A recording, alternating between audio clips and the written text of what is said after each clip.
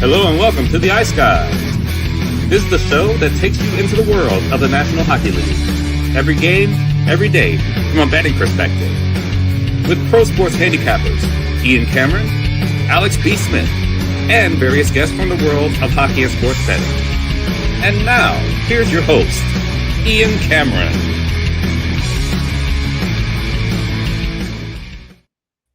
Welcome to the Ice Guys, Thursday, April 2030. And Cameron with you. Alex B. Smith will be back with us tomorrow, but we got two guests joining us today, and it's been a while since we've had two guests on the same show. We've got Ryan Sura back with us. He did a great job first time he was on the show. I think it was several months ago.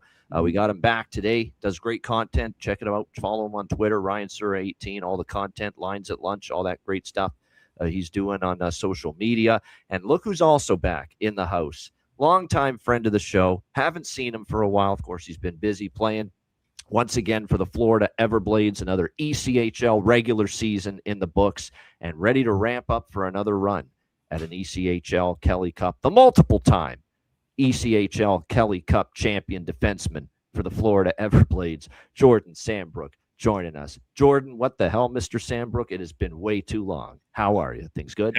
It has been way too long. I'm doing well. Doing well. Like we talked about earlier, they're ready for get another playoff run going, and excited for this time of year. Obviously, the playoffs in the NHL and ECHL, AHL, all the hockey starts now. So definitely looking forward to that. Well, last night was nuts because people think, NHL is the focus right now, but you wouldn't know that if you were watching me operate the remote controls last night on the various screens, because I had a little AHL going, because we had a Marlies Rochester, we had a little Henderson Silver Knights in the late night hours against San Jose Barracuda.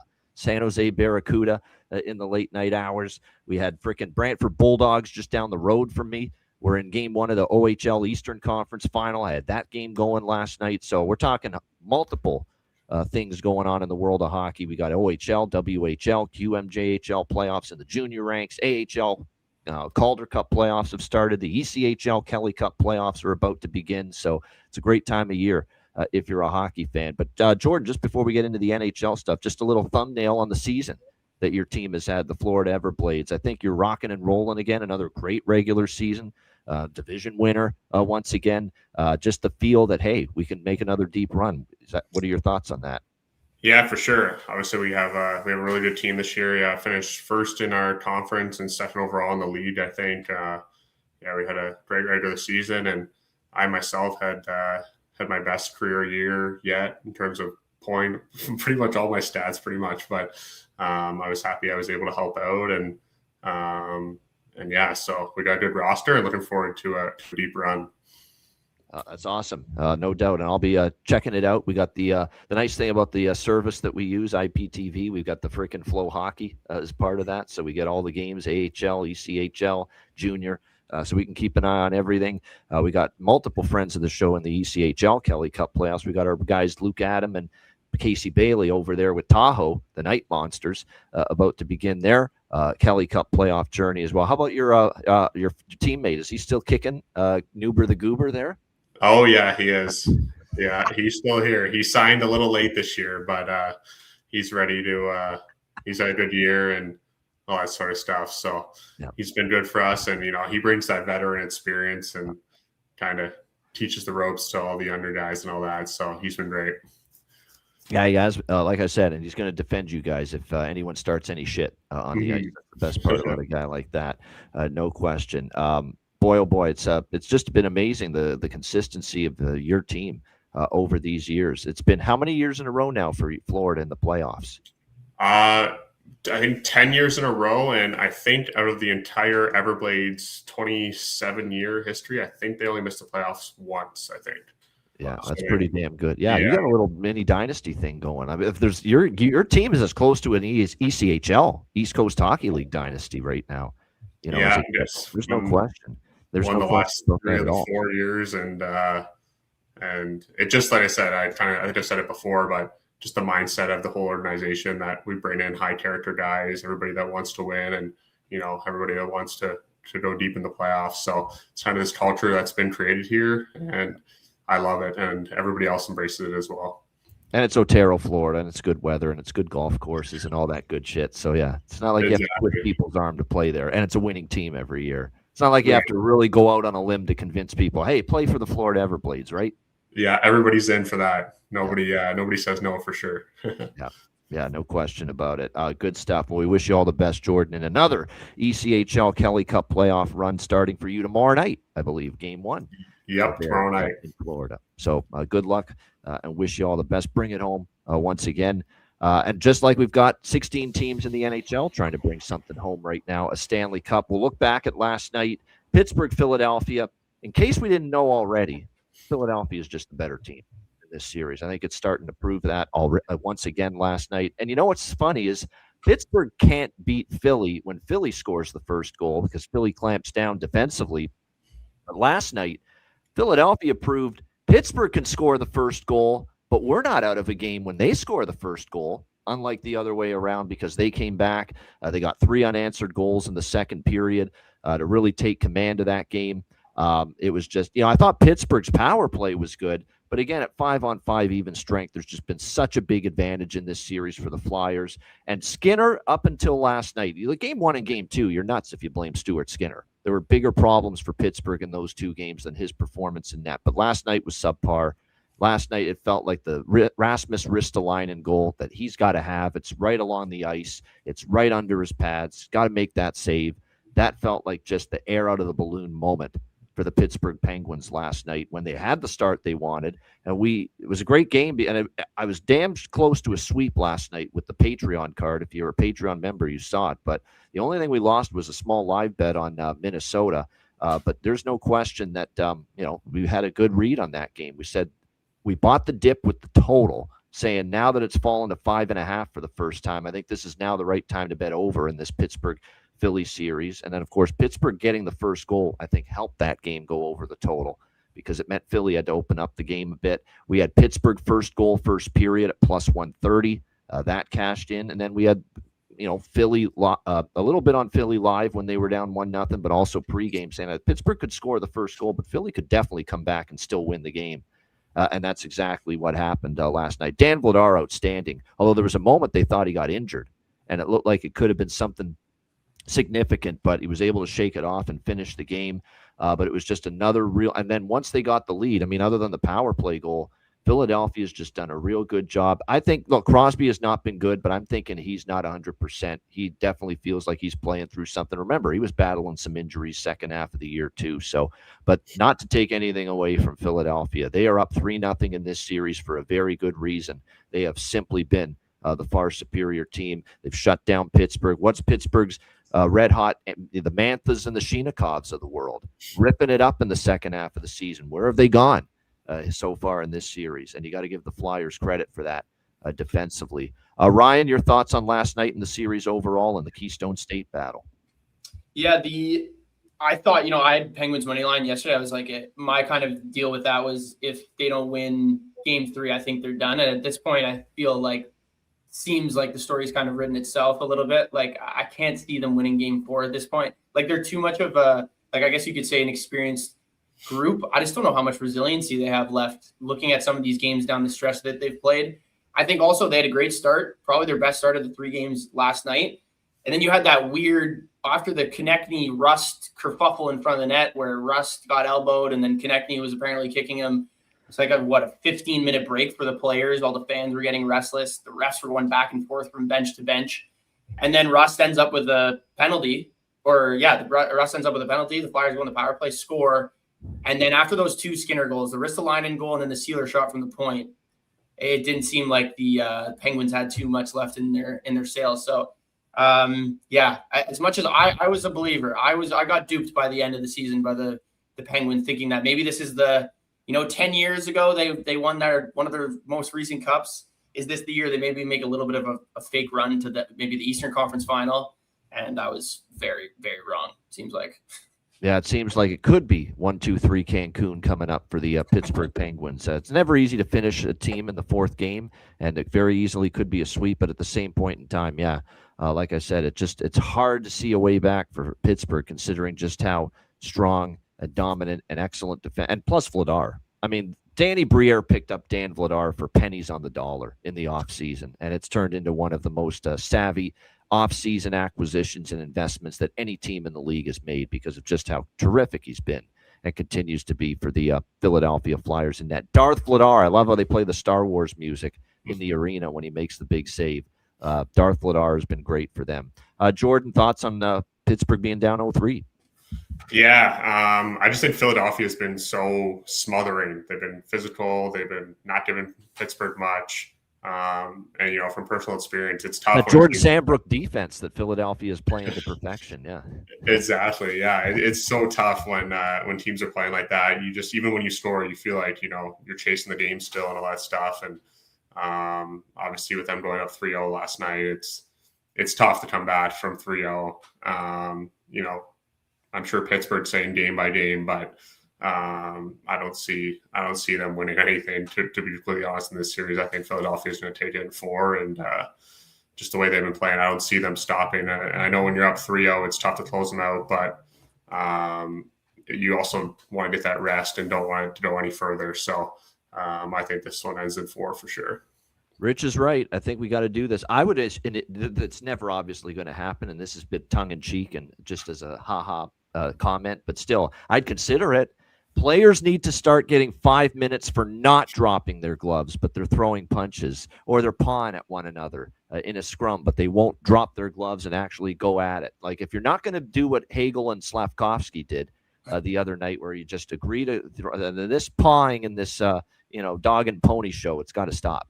In these scrums where you're just, scrumming it up and, face washing and just, trying to grab guys and pulling at them and all. It's just ridiculous at this point.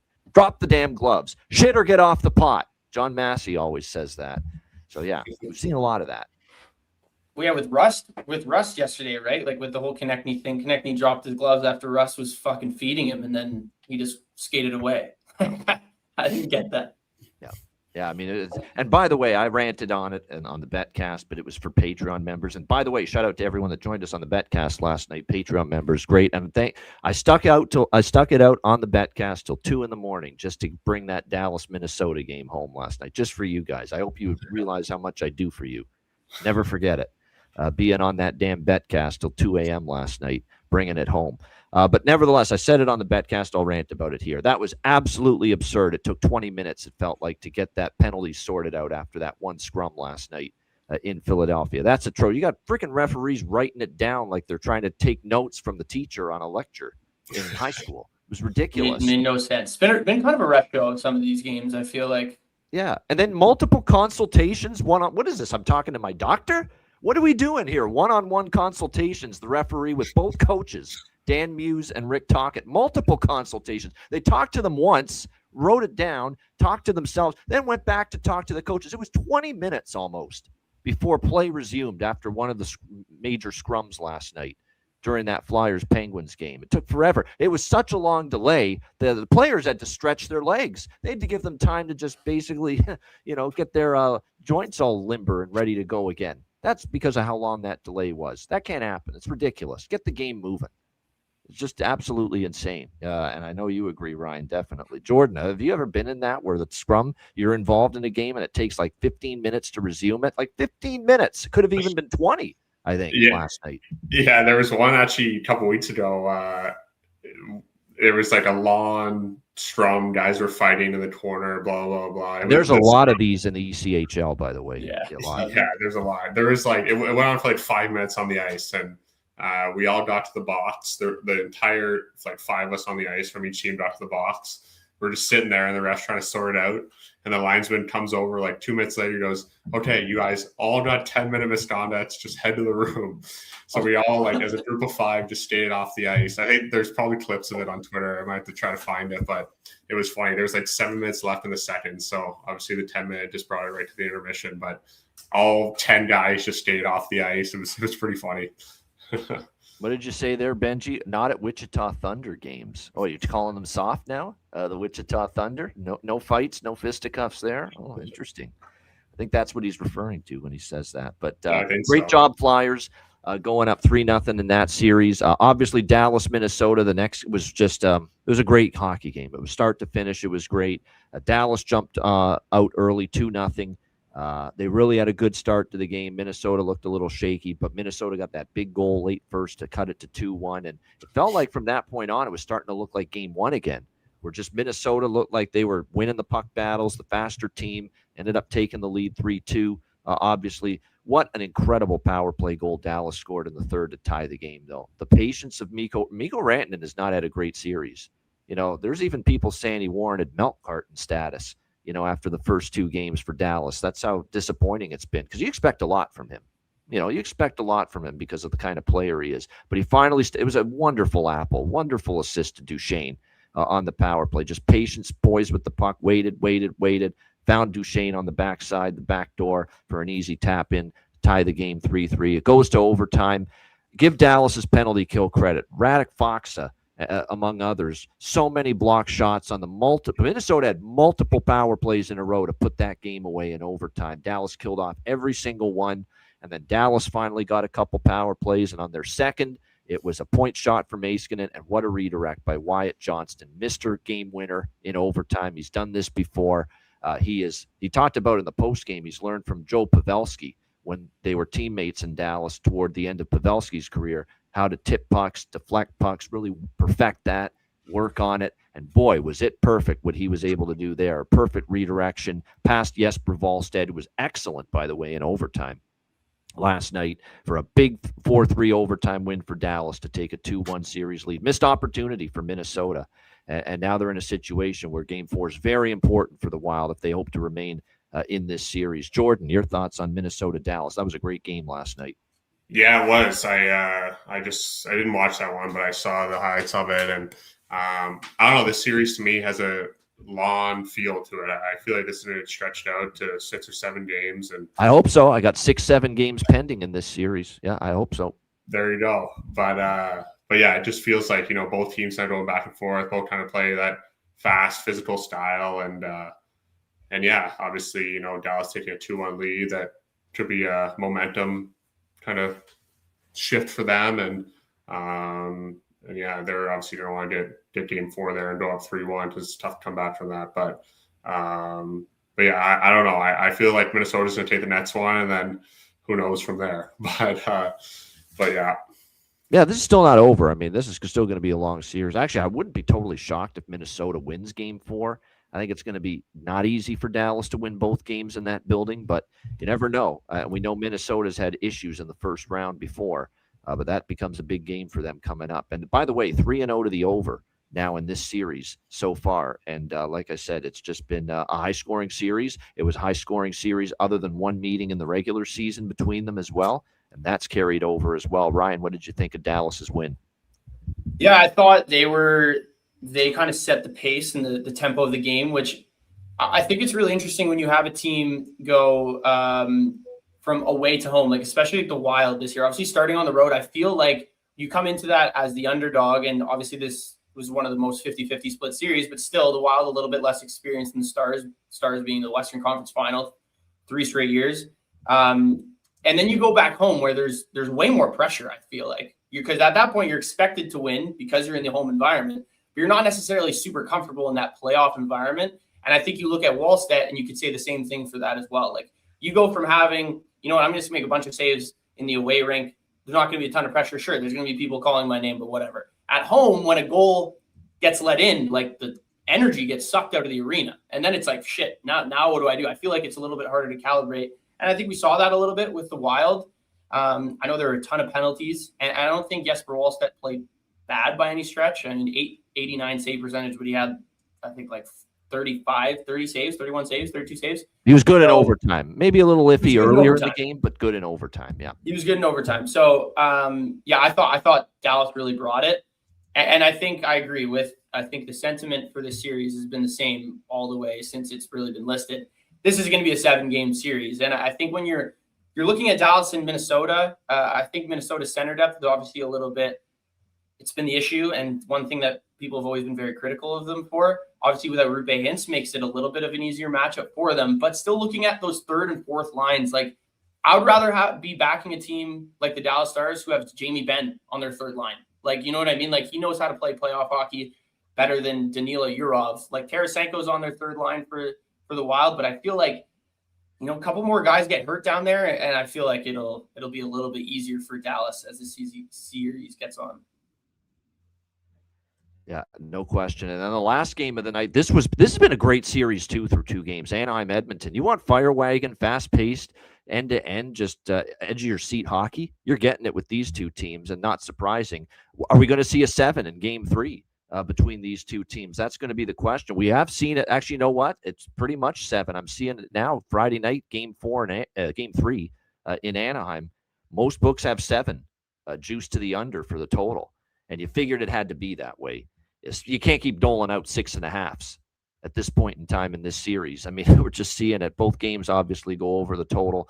That's a gutsy win by Anaheim. I felt Anaheim had a response in them here in Game 2 last night because they were down 2-0 in the first period of Game 1, and then they came back with those 3 unanswered goals in the second period.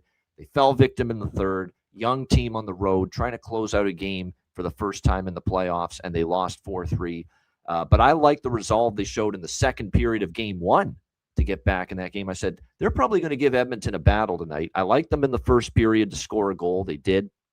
We cashed that. We cashed the first period, both teams to score. It's funny, is I had Edmonton team total for the game over 3.5. And even though they lost the game, we cashed that as well, even though they ended up losing to Anaheim, plus, of course, the full game over. So that was an excellent betting result there for me in that game. Of course, the best bet in the previous game we talked about for the show cashed as well, Minnesota-Dallas over. But it was a great game back and forth. Connor McDavid, look, we got to give him the praise and the adulation, and we'll say, man, what a play. He amazes. What a play. That's one of the plays only Connor McDavid can make when he does something amazing. We also have to be fair and say something negative when he does something awful. And his turnover on the penalty kill in that second period was as bad as it gets. I've never seen something worse from him in a long time than that. Are you kidding me? Connor McDavid, of all people. Jordan Sambrook knows not to do this stuff as a defenseman in his own zone. Jordan Sambrook, would you do a blind backhand pass to absolutely nobody in your own zone on a penalty kill situation? Would you do that? Let me hear. Definitely not. And I would hear about it from the uppers. That's for sure. Well, the best player on the planet apparently didn't get the memo. I couldn't believe it when I saw it. And people are making excuses. Well, he's playing less than 100%. Does that impact your ability to just see the ice and think a little bit for a minute? I mean, that was just a bad moment. Absolutely atrocious. I mean, blind, backhand. You got to at least look to see if you've got a teammate there in that area. The puck never got out of the zone. Anaheim swoops in, and bam, redirection in front, 4-2. And it felt like that was the goal, where it started to feel like this is Anaheim's game. It was a dagger because Edmonton had just made it 3-2 after being down 3-1. Dostal was amazing. Dost Wall last night with how well he played. And then you got back in it, and then that mistake by McDavid. And that set Edmonton back, and it felt like it was Anaheim's game at that point. And Anaheim does indeed bring it home and tie up the series at 1. Ryan, your thoughts? Yeah, I had the Ducks plus 1.5 yesterday.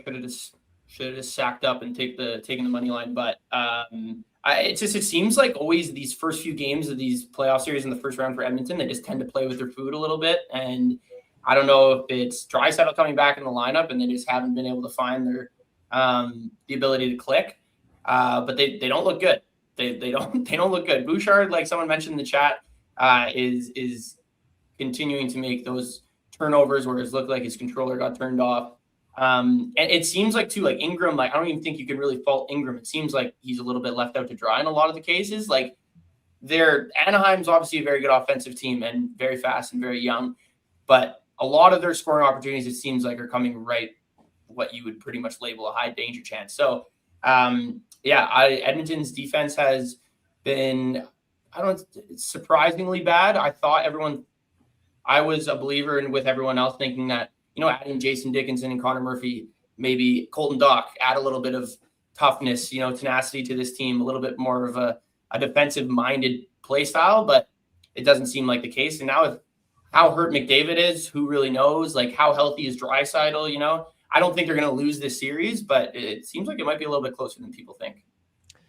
Yeah, I mean, they're going to have a battle now on their hands. And Anaheim's got confidence now going back to the Honda Center for Game 3 Friday night for the first home playoff game in years. They're a third period with Anaheim holding the fort in Game 1.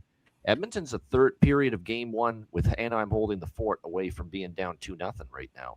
So that's something you got to be right. You've played pretty much 2 average games at best, and I would say subpar, below average games if you're Edmonton. And you could have been down 2-0. Yeah, it's 1-1. Bouchard's got to pick it up. Again, what are they? Szymanski gave them finally a little punch in the bottom 6, but you're going to need more of that because clearly I think, McDavid's a little bit impaired as far as the, not being quite 100%. I think that's clear that he's not quite 100%. But at the same point in time, that's a horrible turnover. That's bad as it gets. And I'm stunned we saw that from a player of the caliber of number 97 there, Connor McDavid last night. Like I said, Jordan, as we turn to you for your thoughts on Anaheim Edmonton, even Jordan Sandbrook's not making that kind of error. No, definitely not. Obviously, he's the best player in the world, but you don't usually see that from him. But last night, obviously, the power play was huge. I think Anaheim got 2, and Edmonton went over 4, I think. So that's obviously a huge part of Edmonton's game. When that power play is clicking, it seems like it scores every time, or at least a couple of times a game with those offensive guys that they got. And like you said there earlier, it's kind of hard to blame Ingram. I feel like these goals are kind of stuff that he can't really do. But I mentioned this before. I had Chris Knobloch as a coach back in junior, and he's a great coach. He's gonna rebound well or respond well after that loss. So I'm a bit biased. I really enjoy watching the Oilers. I like the Oilers. So I think they'll get it done by the end of the series. But yeah, it might go a little longer than what people kind of thought originally. Yeah, Jordan Sandbrook, former Erie Otter in the Ontario Hockey League, and of course Chris Knobloch coaching there for a period of time. Is he as low key as it seems? It seems like it takes a lot to get fire and brimstone and just him going nuts on somebody or someone. It takes a lot for him to get to that point. Yeah, he's more constructive, doesn't really scream and yell, but I know for myself, I enjoy that. He lets you know when you make a good play and just kind of pulls you aside and says it low key when you kind of need something to work on. He's not going to scream and yell at you. So like I said, I enjoyed that as a player for him, and I enjoyed kind of when coaches do that. So there you go. That's pretty much what we thought. But he's a pretty low key guy when you see him behind the bench. It's I think you see maybe count on one hand. You know how many times you've seen him have a temper tantrum behind the bench since he's been head coach of the Edmonton Oilers. But may have to crack the whip a little harder now after last night. Series tied 1-1 going back to Anaheim. It was an excellent betting night, but much needed because it's been a kind of a rocky playoff so far for me. But it was a great betting night last night. Really, really strong. My only regret is I had Kapanen for Edmonton as one of my bargain bin special selections. I was considering Szymanski. I didn't go with Szymanski. I still bet Szymanski to score, but I almost went with him for bargain bin special. Plus 875 it was for him to score last night. One hell of a great price for sure. All right, let's get into Thursday night. We got 3 games. We'll start with Game 3 between the Buffalo Sabres and Boston Bruins at TD Garden. Even money, minus 110 both sides. Total of 6. Series tied 1-1. I think if you're fair and accurate about how this series has gone in 2 games, I think it's pretty fair to say that in 6 periods, Boston's won 4 of them, maybe even 5 of them so far of the 6. You give Buffalo the third period of Game 1, and with the incredible comeback, and that's about it.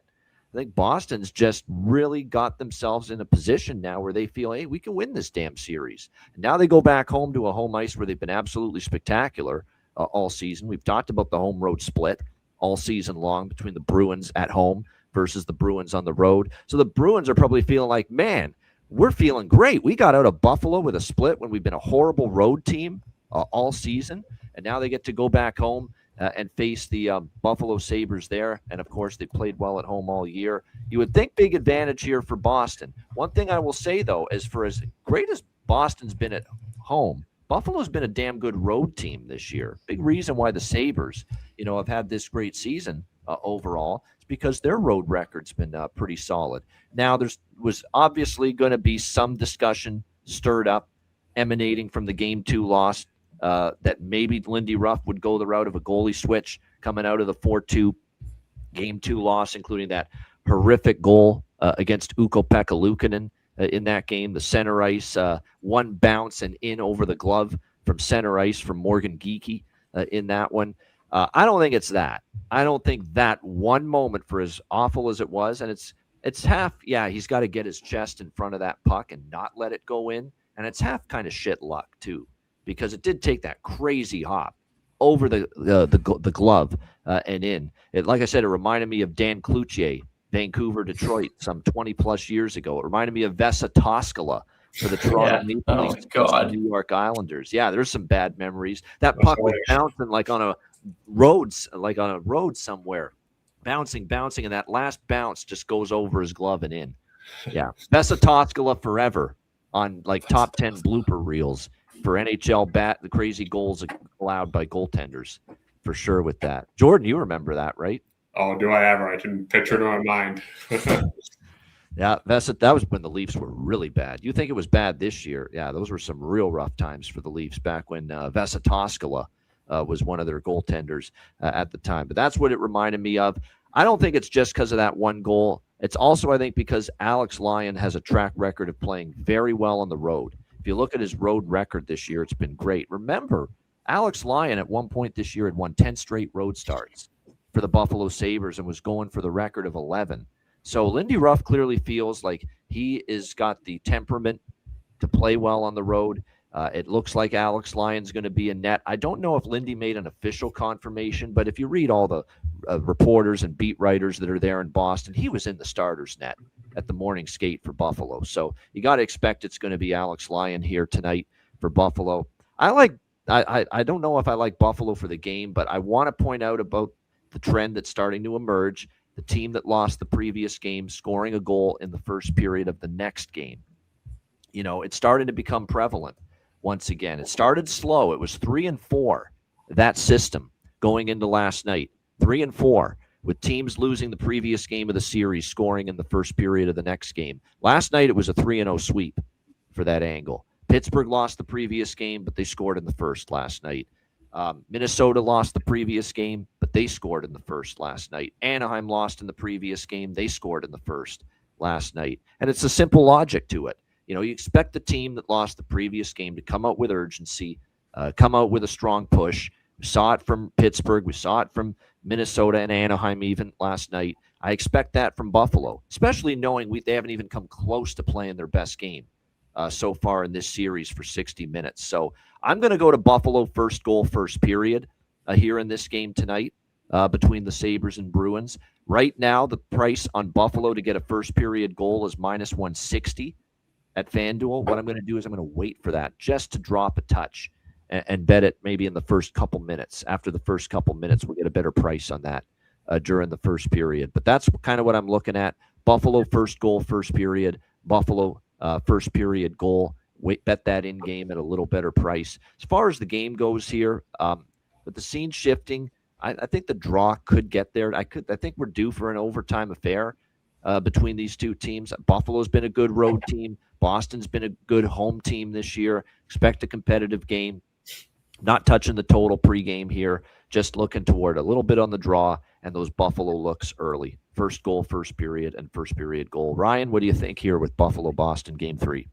Yeah, I think this game is obviously extremely important for Buffalo and how they respond and how they come out. I think the first two games, they've obviously come out a little bit flat-footed, and Boston's taken advantage of that. I was at Game 2 in Buffalo, and you could see, like, even the fans, like, they're excited, but they're nervous. Like, I think they knew they kind of got away with one in Game 1. And they didn't know how it was going to go in Game 2. And you could tell for the first two periods, really until the last 8 minutes where Buffalo scored their two goals. It didn't really seem like they had any jam or any mojo. It seemed like they were kind of chasing the entire game. And I feel like it's not easy or hard to do that. But when you have Jeremy Swayman in the other net, I feel like, how does this series get easier for Buffalo? Swayman's been one of the better goalies at home all year, if not the best goalie at home. It's one of the reasons why their record is so good at home this season. So how does that change? And then playing into the goalie thing, the arena, the life got sucked out of the arena when UPL let that goal in from fucking half court. Like it was a tough look for UPL, and it was tough for the building and the fans just in general. So I don't hate an Alex Lyons start here tonight if that's what the case is. I agree. I haven't seen anything confirmed, but it seems like that's the direction that they're going in. Like you mentioned it, Ian, from the start of January to mid-March, he was a top 4 goalie in the NHL. His goals saved above expected numbers were top 5, right up there with Vasilevsky and Sorokin. So I was personally leaning closer towards an over in this game, just because the Sabres have been great to overs after a loss this year, 20-11-1 to the over after a loss this season. Wow. And I think looking at that situation, I feel the reason for that is they rely on their heavy, brutal offense, which is a lot of the time why they've won a lot of these games. Sure, they've gotten great goaltending, but I think their offense is what they've relied on throughout the course of the season and their ability to finish at 5-on-5. So I would prefer an over. I didn't get there on this one. I don't have an official pick for this one, but my lean would be the over. And I do like what you said about the tie as well, Ian.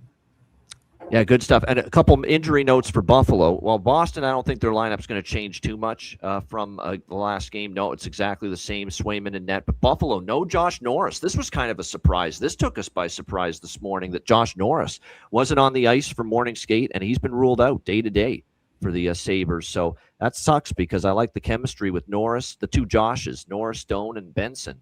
But now Noah Ostlund is going to draw in and be on that third line center spot with Doan and with Benson. And I still like that line, though, as far as props tonight. Like, they've been dangerous. It hasn't come through for them yet as far as goals, but they've certainly had opportunities, no question. And then there's a bunch. You guys in the chat, I see you guys with the block shots. There's a bunch that makes sense here. Addison's already all over it. Jonathan Aspero for Boston, defenseman. He's gone over 1.5 shots on goal in 4 straight games dating back to the regular season, both games in this series, and it's only -110. Like, there's been very little, if any, price adjustment. Hard not to bet that, 100%. 4 straight over 1.5 block shots. Jonathan Aspero. Connor Timmins for Buffalo. He's actually gone over shots, block shots, over 1.5 in 3 straight games. And he is in the lineup again with Stanley on that third pair for Buffalo. So there's another one to consider as far as if you're into block shots going into this game. Aspero and Timmins for their respective teams. Very strong numbers. Tage Thompson's gone over shots on goal, over 3.5 in 3 straight. Alex Tuck has gone over 2.5 shots on goal in both games this series. Bo Byram's gone over 1.5 shots on goal in both games this series, as has I Got the Power, Owen Power for the Buffalo Sabres. He's gone over his shots on goal, over 1.5 in both games. So again, if you're riding these trends, that's what you rock with. Morgan Geekie, 3-game goal-scoring streak for the Boston Bruins going back to the regular season, entering tonight. Zaka's scored a lot at home. I could see him maybe finding the back of the net here. And then last but not least, from a saves prop standpoint, Jeremy Swayman over 25.5 saves. That is cashed in both games so far in this series. So there's a bunch of good trends to go maybe potentially roll with here when it comes to player props for this game tonight. Jordan, how do you see it going here? Sabres Bruins. Yeah, personally, I think Buffalo's going to come out pretty strong. I think they're going to, a bunch of young kids, excited to go play on the road, playing TD Garden. They're going to need that good start to have a chance to win this game tonight, because obviously, like you said there, Boston's been a great home team. But yeah, I don't know. I think they're going to come out strong, and I could see them taking this first one on the road tonight. And I just feel like they did that first one, and I feel like they're not going to look back. So zigzag theory, right? Too, if you think it's going to be a competitive series, back and forth. We talk about this in the NBA as well. It doesn't work in the blowout series. Like I have zero interest in the zigzag theory with Colorado, Los Angeles, none at all. It's just Colorado's better. But in games where you think the teams are pretty competitive, pretty close, could go back and forth, the zigzag theory works, betting the losing team of the previous game. So like I said, I would lean Buffalo here, but I like them early more than for the full game here at -110. Good stuff. Yeah, that's exactly why, Aaron. I mean, Buffalo really hasn't put it together yet. I'm not interested in the Sabres for the full game. I like them early, because I think we're going to get a good punch from them early, but I don't know for the full game. I'm not there with Buffalo yet for the full game. Ryan's going to have to take off in a couple minutes. So what we're going to do is we're going to go through the next two games just with him. Carolina-Ottawa. Carolina up 2-0 in the series. Almost a must-win for Ottawa, as close to must-win as it gets. Ottawa minus 125, home favorites, 5.5 total. Little surprised Frederik Andersen's going back in net. I thought after double overtime, older goalie, big minutes, stressful minutes in that game, that they'd give him a rest and turn to Bussy. Not the case. Is that a good thing or a bad thing for Carolina? Ryan, what do you think here? Kane Sens. Yeah, I'm on the Sens in the over in this game. I think it is one of the reasons why I took the over yesterday in the Wild and Dallas game. There's been a lot of offense created in this series in the first two games, and I think both goalies have played really well. You look at Freddie Andersen's, he's been the best goalie in the NHL or in the playoffs, but for sure. So far, I would say I think he has 6 goals saved above expected, which is like absolutely absurd for what he's doing at his age right now, and how the regular seasons have gone for him recently too. So I don't see that necessarily continuing. The main reason being, I feel like you get a little bit comfortable, especially he was in his home rink. Like you get comfortable with all the things you're seeing. You're in a brand new rink. You haven't practiced in that rink as much. I feel like maybe some of the shots you might not be seeing as clear. And I think you could maybe say the same thing for Allmark. I think he'll be a little bit more confident at home though, because his numbers kind of have proven that. He's been a much better goalie at home this season. So I like Ottawa. I think they come out hot in their first game, going down 2-0 at home. So I like Ottawa money line, and I prefer the over. But I like both of those plays in this game. All right, Ottawa, liking them, lean over as well for Ryan there. All right, West first round, game 3, Colorado-LA, the late game tonight, minus 160, Colorado, road favorites, 5.5 the total. Colorado up 2-0 in this series. It's been a weird series where it feels like Colorado's in complete control, and yet what was the final score of game 1 and game 2? 2-1. Makes you feel like, boy, LA's really pushed them. But in both games, you never really felt like, wow, I really think LA is going to win this hockey game. It never really felt that way to me in game 1 and in game 2. What do you think here, Ryan, for game 3 tonight? Yeah, I'm taking the over in this one too. Also, a good trend that I forgot to mention when I was talking about Canes and Sens, when you have a first round playoff series and the first 2 games go under, the over is a very good play just to go against. It kind of goes with what I was saying before in terms of new rink. The goalies maybe not as familiar with like their eyesight and the pucks that they're seeing. It happened last year in the Capitals Canadian series. The Pittsburgh Philly last night. Yep. Yeah, Pittsburgh Philly last night. Exactly. 6-3 in the Caps Canadians games. The one game where it hasn't gone over in that scenario since the 2022 playoff was last year when the Devils and the Canes were playing. It was 3-2 in game 3 in like a double overtime game. But look at the Colorado Kraken series that happened. The game 3 was 6-4 or something like that. Florida and Tampa 3 years ago as well. So there's definitely a little, and it makes sense in my mind too. You look at something with 2-1 games, but if you look at the shots and the offense created, in my mind, it doesn't really add up. I feel like, again, you go back home for the Kings.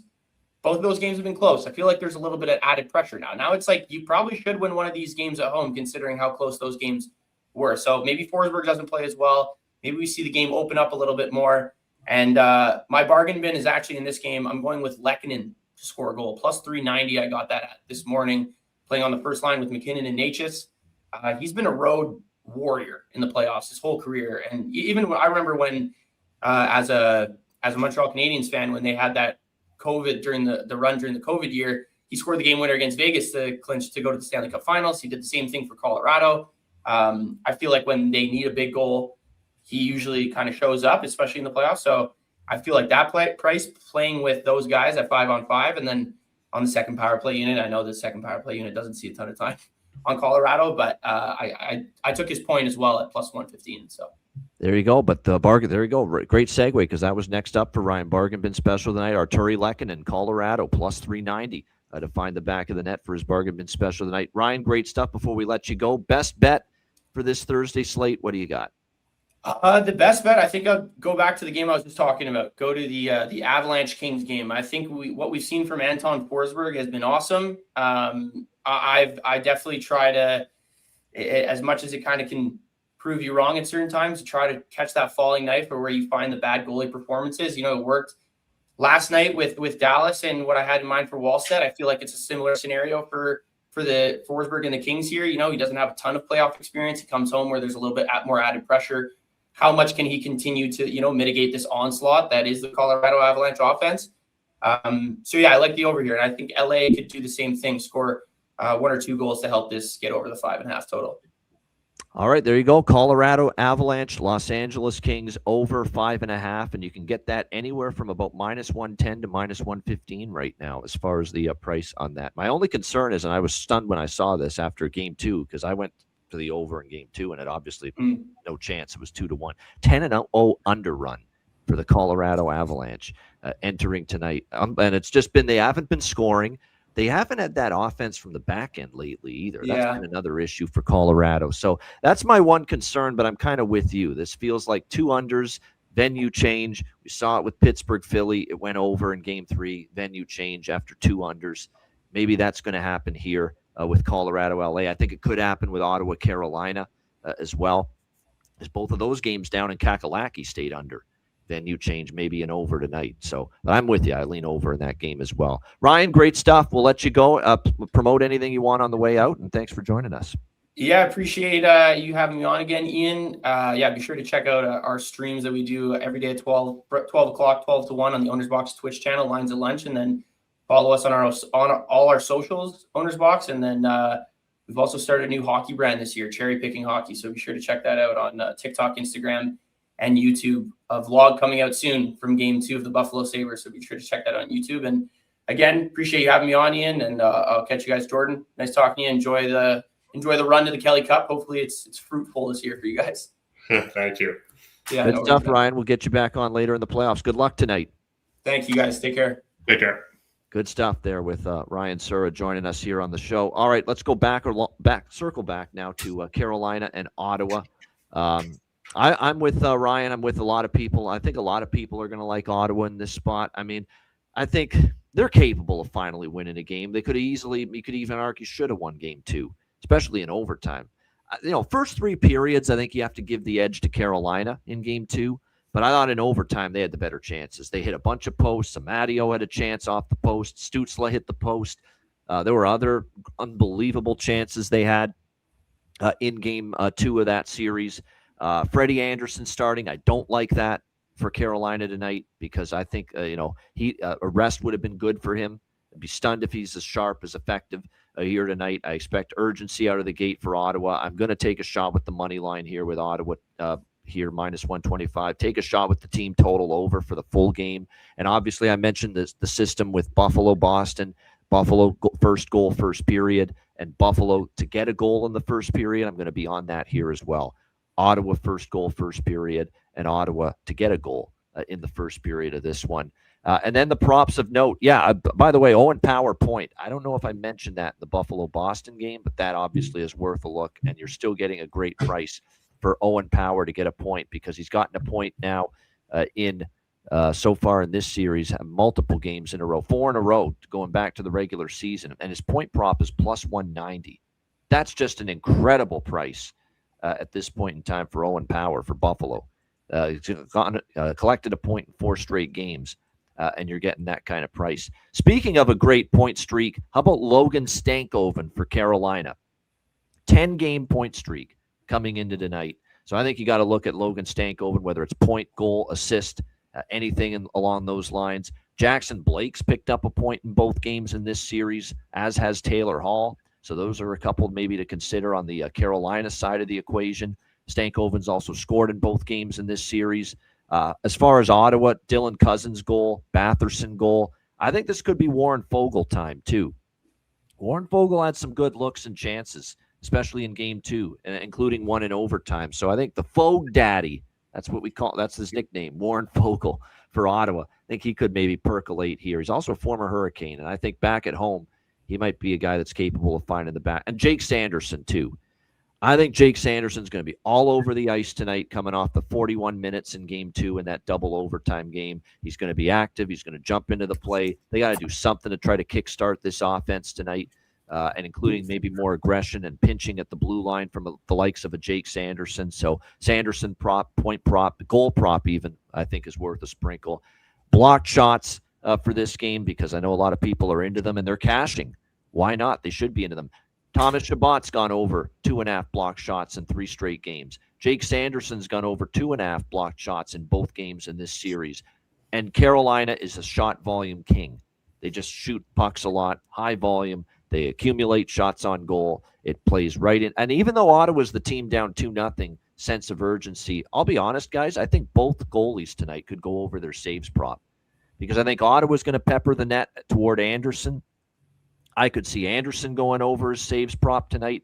It did go over, obviously, last game, albeit double overtime. And Linus Ullmark, he's gone over 26.5 saves in both games in this series. I think you could bet both goalies over their saves prop tonight and have a decent chance to go 2-0.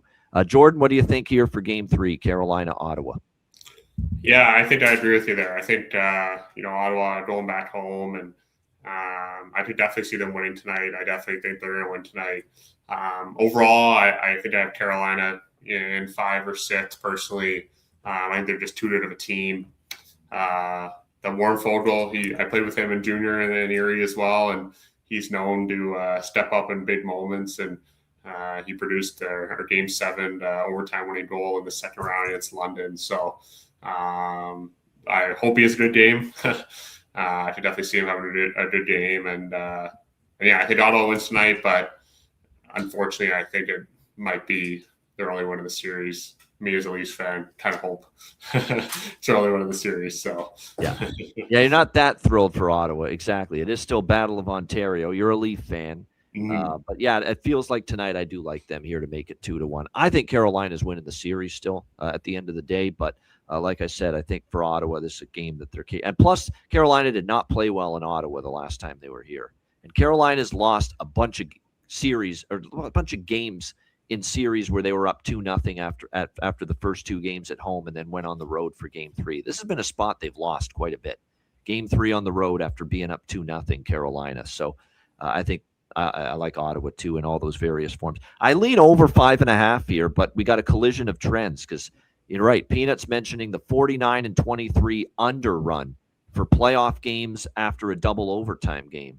But that collides with the other trend that says bet over here, which is 2 unders in Game 1 and Game 2, change of venue, Game 3, which often goes over after 2 unders. So pick your poison with that. Which one do you weigh more heavily?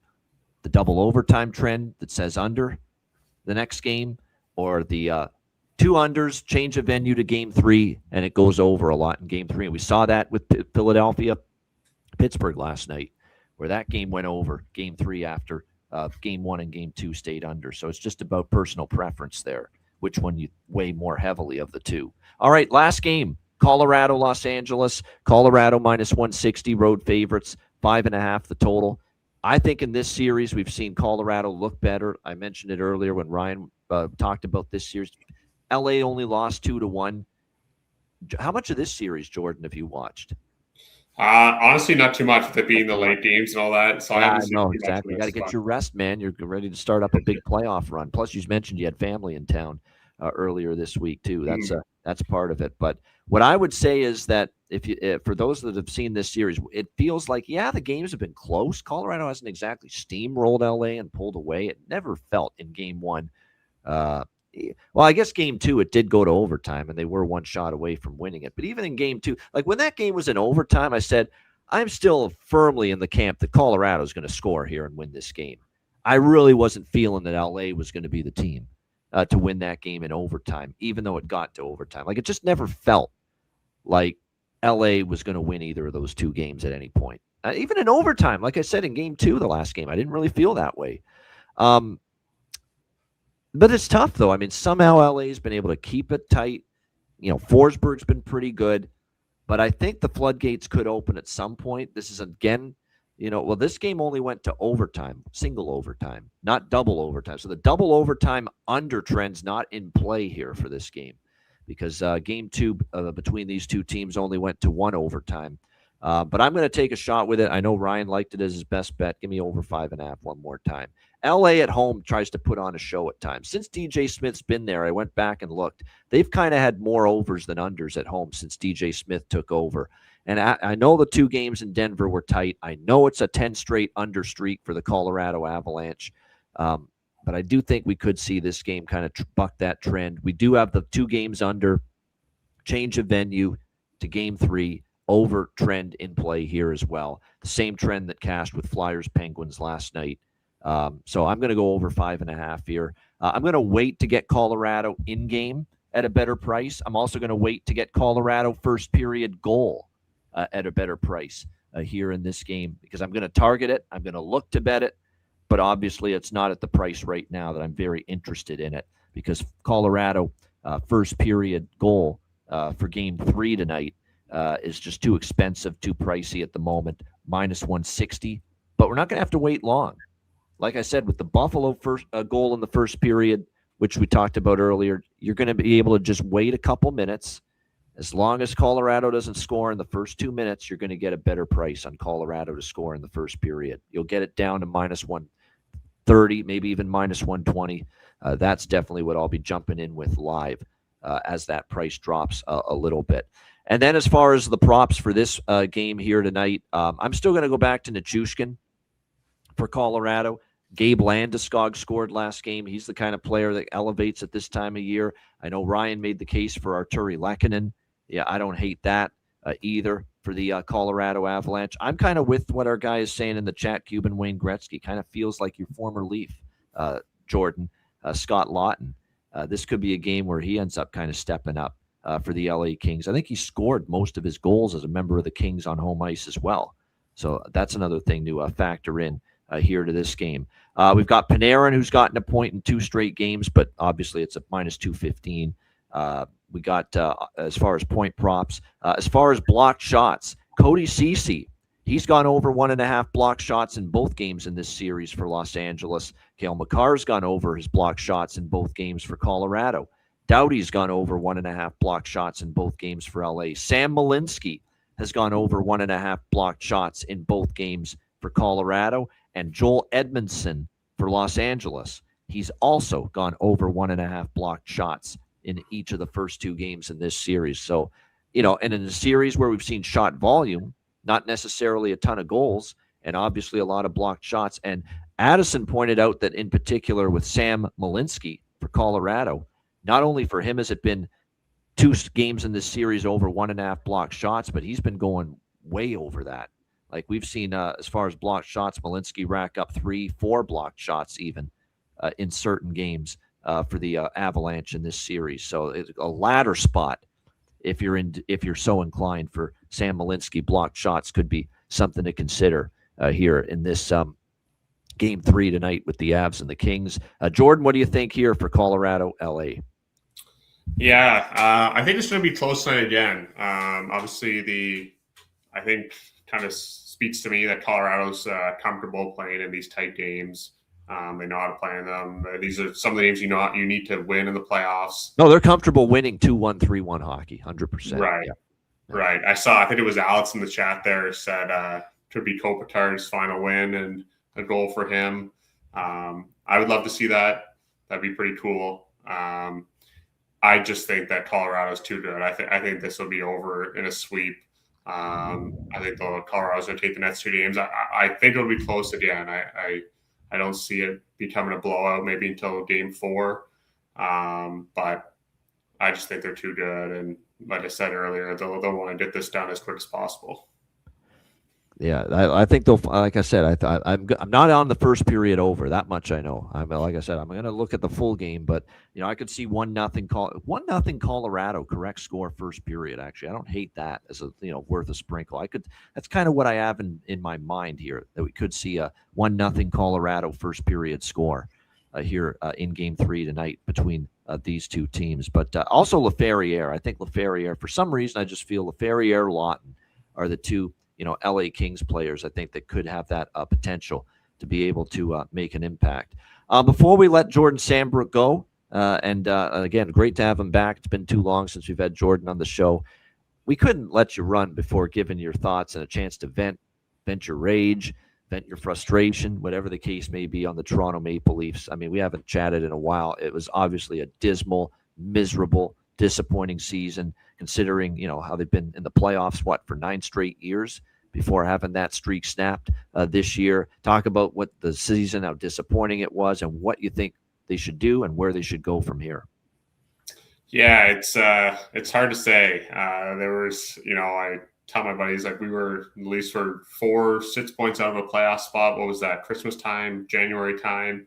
They were right there, and the season could have gone completely different. And then after the Olympic break, I think they were the worst team in the NHL in terms of points. So it was tough. As a Leafs fan, it's kind of become normal to see our team in the playoffs and see them do well and all that sort of stuff. And my good buddy Zach Phillips, who runs the Leafs channel they got over there, and I talk to him all the time about it, kind of see what they're thinking. And he's a friend of the show too. He's been on our show before. Zach, great guy and doing good things. Yep.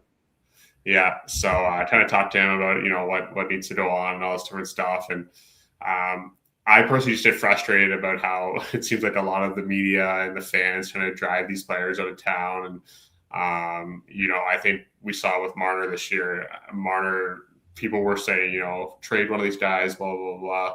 But you see when Marner leaves, it's a huge loss for the team, 100-point guy.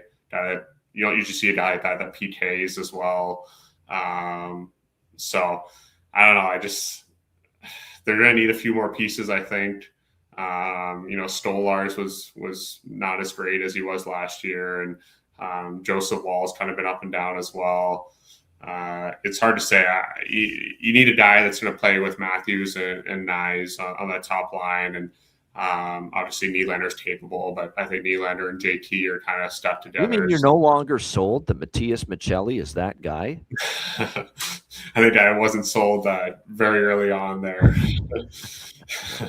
Everybody thought he was going to be the next Marner, but that wasn't the case. But that's one of the catalysts in my mind. Maybe I'm wrong, but that's one of the catalysts, Jordan, in my mind, that why Brad Treliving got the boot. He actually thought Matthias Michelli could be a big-time supplement to what they lost with Mitch Marner on that top line, and it turned out to be just a complete and utter disaster. Yeah, and you kind of need your top line to be stick together all year round, or at least most of the year, kind of build that chemistry. You need to be your best line pretty much every night.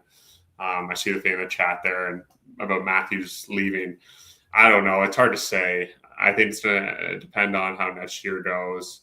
Obviously, I think I saw his end of the year presser there, and it wasn't great for the future. It looked like he kind of just said he'll see how it plays out, everything like that. He just kind of gave general answers.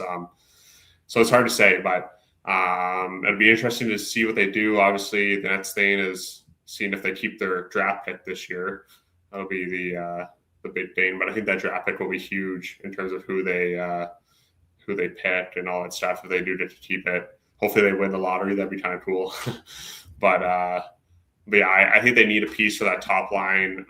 The cap going up, you might be able to grab somebody. I haven't really taken a look at who's a UFA this summer, but I'm sure they can hopefully go grab somebody and make some moves. And I guess the next thing might be to hire a GM. So we'll see what their plan is. But it was a tough year, but hopefully they can bounce back next year. It's weird not having the Leafs in the playoffs. That's for sure. Yeah, no question about it. It's weird. It's a weird, especially this core. They at least get in the playoffs. We expected, like, maybe not win the division, but to go from winning that division, having the season they had, second round again last year, losing to Florida, and then just all of a sudden fall right out of the playoffs and end up being one of the worst teams in the Eastern Conference too.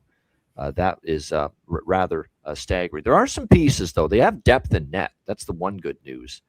Bit of good news. Stolarz, Woll, and of course they got two really good young goalies have a chance to be something in the future at the NHL level down with the Marlies, who are just starting their Calder Cup playoff run last night with a big win too. They smoked Rochester. I think it was 5-0 last night in game one. But Hildeby and Artur Akhtiamov down there, the two young goalies. So they do have depth there at that position, Jordan. At least you got to start somewhere. Yep, exactly. It's good to have the goalie depth.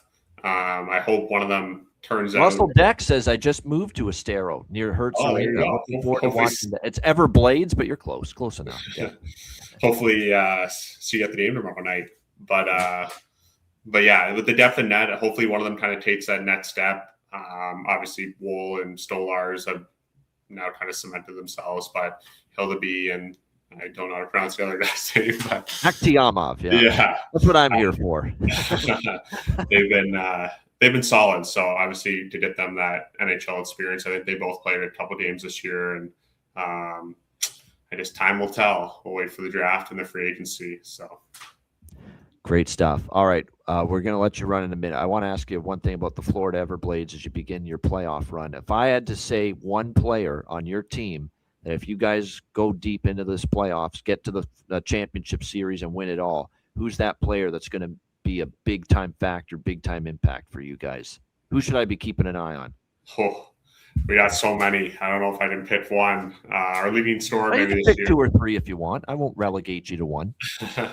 We'll go with one because I can name the whole team. But, I mean, obviously Cam Johnson, everybody knows him, our goalie. He's been great for us for 7 years now. You're right. He's been your foundation of these runs. He's been great. Yep. Yeah. We'll go with our leading scorer this year, Anthony Romano. He's been a great piece for us. Been great. He played in Texas all of last year, so he was in the American League all of last year. But he's been awesome and led our team in points in the regular season, and I could definitely see him doing that in the playoffs. As someone that obviously plays in Florida, of course, during the hockey season, can you validate Russell's comment? Can only bet with Hard Rock down here, and they suck. I think so. I don't think any of the other ones are legal in Florida. That's right. Exactly. That's all there is down there. It's 100% in Florida right now. Yeah, is Hard Rock.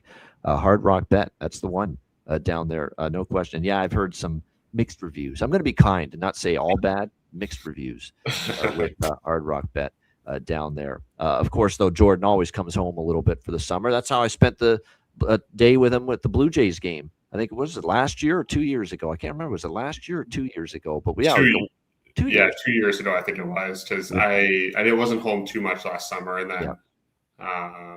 then this summer we got the wedding coming up, so I'll be down here for most of it. Yeah, no doubt. But that was fun, and his upcoming lovely bride there, Sarah. Sarah. That's got to be a part of the wedding music composition of your big ceremony. Sarah by Jefferson Starship. That's a travesty if it's not. I know. I got to mix that in. I feel like I got to mix in something for like the Canadian versus U.S. Maybe play some Stronger Beer by Tim Hitz or which I like. I'm not a big country guy, but I like that song. It's got some or maybe some Drake or something. I don't know. Yeah. We'll mix something Canadian in for us fellow Canadians. So. Yeah, no doubt. Of course, Jordan's about to turn into a married man later this year, which we're excited about that for him. I met his fiance. You picked a good one, in my opinion. So, like I said, we're wishing you both all the best, just like we're wishing you all the best in your upcoming ECHL Kelly Cup playoff run with the Florida Everblades, which gets underway Friday night with Game 1 against. Why am I blanking on who you're playing in the first Savannah Ghost Pirates? Savannah Ghost Pirates. Okay, There we go. Good stuff for Game 1 on Friday night. I'll get the little stick out, the little IPTV app. We'll get the Flow Hockey up and running, and we'll get that on one of the screens whenever you're playing throughout the Kelly Cup playoffs. Jordan, great to catch up, man. It's been too long. We'll just give you the floor here. Anything you want to say before you say goodbye?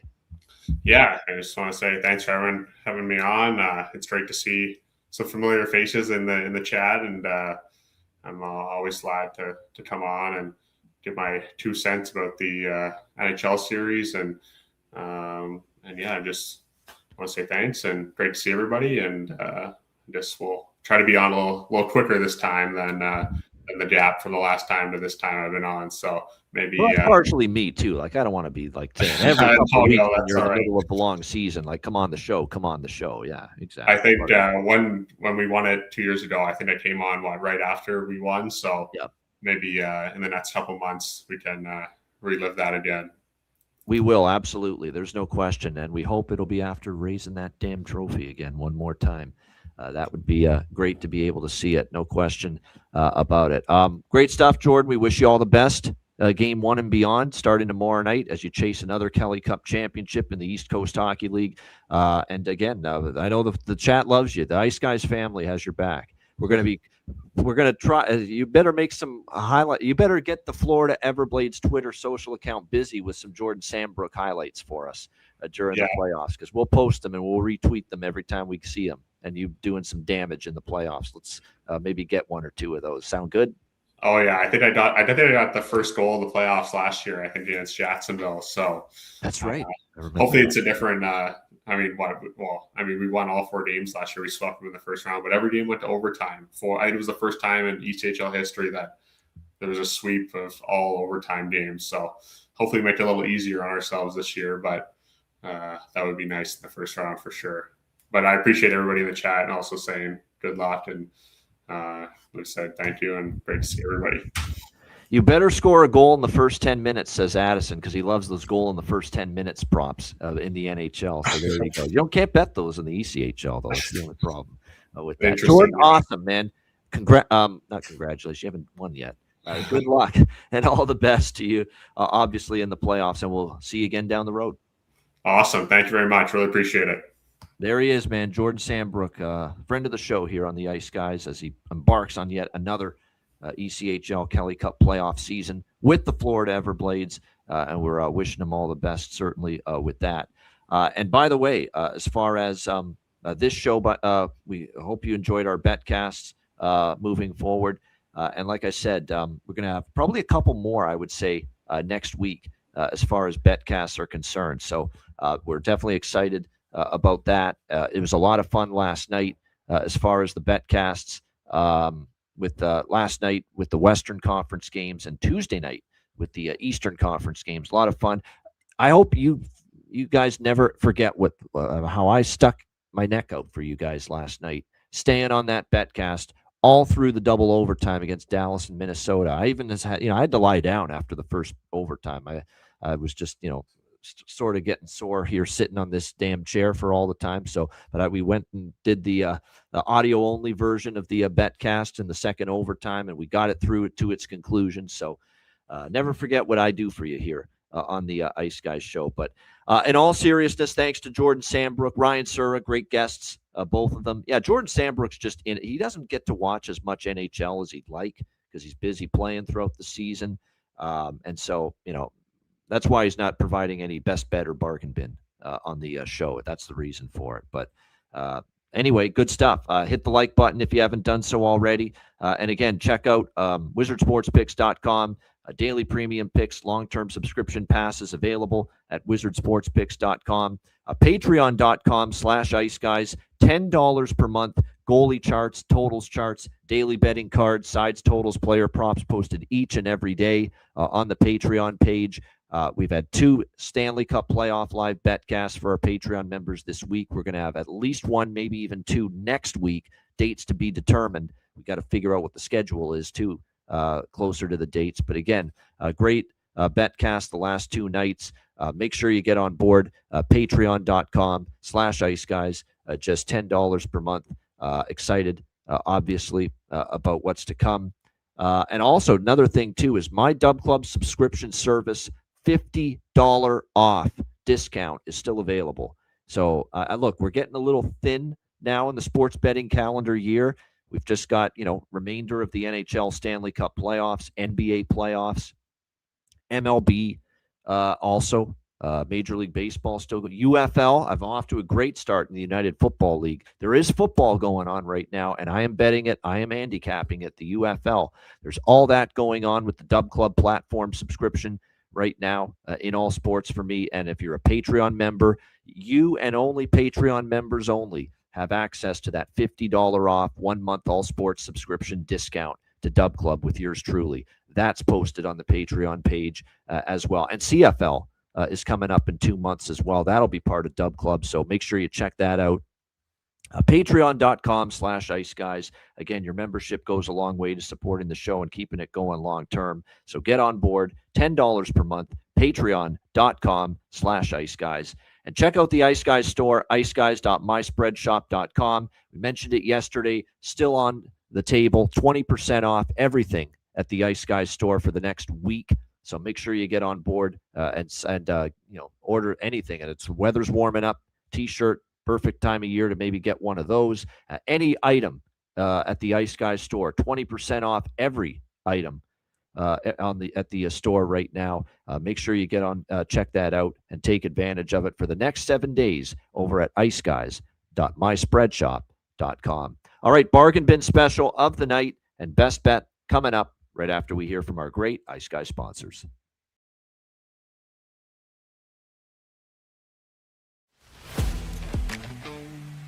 Wizard Sports Picks, featuring the finest handicappers in the universe. Sharp insights, trusted picks, and relentless results. We strive to help you become consistent winners. This is Wizard Sports Picks.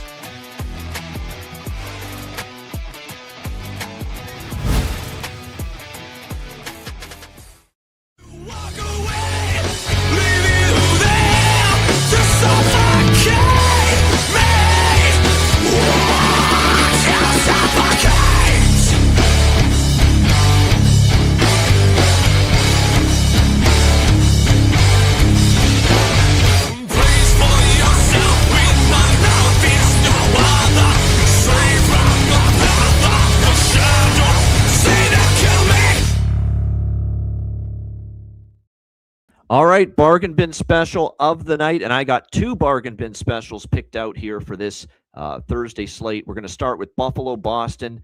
It's a Josh Doan night to me. Plus 350. Josh Doan, I think tonight's the night.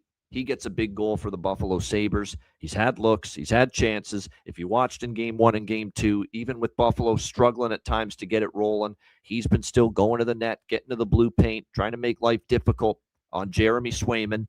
And eventually that kind of effort will pay off. Hopefully it's tonight. Josh Doan for Buffalo, plus 350 for my first bargain bin special of the night. My second bargain bin special of the night, we're going to go to Ottawa, Carolina. I'm feeling it with Jake Sanderson tonight. I think he's going to pot one. Not just get a point, not just get an assist. I think he's scoring a goal. I think he's finding the back of the net tonight for the Ottawa Senators in this game in a near must-win spot for the Senators. Jake Sanderson, plus 550. The best price out there. So Josh Doan, Buffalo, plus 350. Jake Sanderson, Ottawa, plus 350 for my bargain bin specials here for this Thursday NHL slate. Bargain bin special for Alex. Anze Kopitar, LA, plus 420. And again, he might be playing his last 2 games of his career, assuming this may end if this ends in a sweep. So the clock is ticking on the career of Anze Kopitar. Alex is going to go with him to find the back of the net, plus 420 for the LA Kings for his bargain, for his best bet. Best bet for Alex, too, Buffalo first goal, first period, plus 130 here in this one. So Buffalo first goal, first period. I'm going to go to Ottawa, minus 120 for my best bet here for this Thursday night slate. Ottawa Senators, minus 120, the best price out there. I don't love the idea of Anderson playing after a double overtime game, those old creaky bones of his. I'm overreacting when I say that, obviously. He's not that old, but you get my point. He's a guy that's had a lot of injuries. He's a guy that's had to play some real high-level, intense, stressful minutes in net for the first 2 games of this series, especially Game 2. I don't think he's going to be as sharp tonight. And the last time Carolina played in Ottawa, they got absolutely blitzed and ambushed. The Carolina's going to win this series. I still think so, but this is an Ottawa spot tonight, and I think they get it done. Ottawa minus 120 for my best bet here for this Thursday NHL slate. Shout out to everyone in the chat. Hit the like button. We appreciate it very much. Looking forward, obviously, to this Thursday night slate. Tomorrow, we're also looking forward to our guest, Rob Schremp, former pro hockey player, NHL player. He's been on a Players Suite show before. He's also been on the regular daily show, I believe, before as well. So we're excited to get him back on the show to talk Stanley Cup playoffs tomorrow.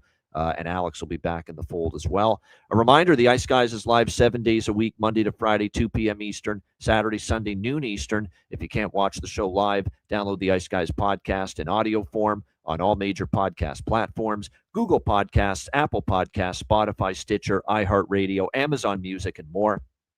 Download the Ice Guys podcast when you can't watch the show live. I'm Ian Cameron. Have a great Thursday night. Enjoy the playoff action and good luck. And we will be back with you tomorrow on Friday, 2 p.m. Eastern, for another edition of the Ice Guys.